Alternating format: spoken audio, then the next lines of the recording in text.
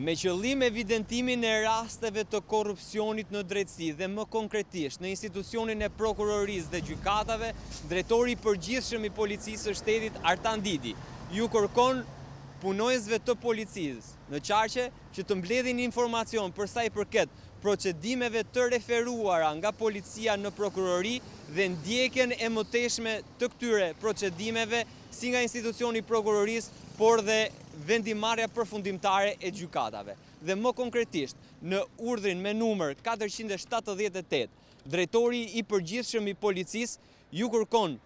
komisariateve dhe drejtorive të policisë që të mbledhin informacion për sa i përket procedimeve të penale të filluara nga strukturat e policisë dhe për cilat prokuroria ka vendosur mos fillimin dhe pezullimin e çështjeve. Rastet për sa i përket krimeve të hapura ku prokuroria ka kërkuar dënimin e autorëve dhe gjykata ka vendosur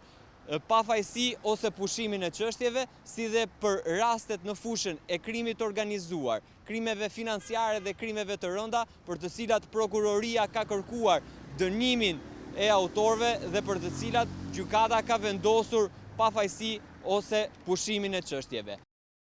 3 ditë më parë nëpërmjet një letre, ministri i Brendshëm Samir Tahiri i kërkoi presidentit të Republikës Bujar Njeshani të marrë masa konkrete për procedimin disiplinor të gjyqtarëve, të cilët sipas Tahirit në më shumë se 25 raste kanë liruar kriminal të arrestuar nga policia. Sipas ministrit të Brendshëm, këto vendime kanë ardhur si rrjedhoja e aferave korruptive në dyert të gjyqësorit, ndërsa theksoi se në këtë mënyrë ulet besueshmëria e qytetarëve tek sistemi i drejtësisë, si dhe rritet rrezikshmëria e jetës së komunitetit.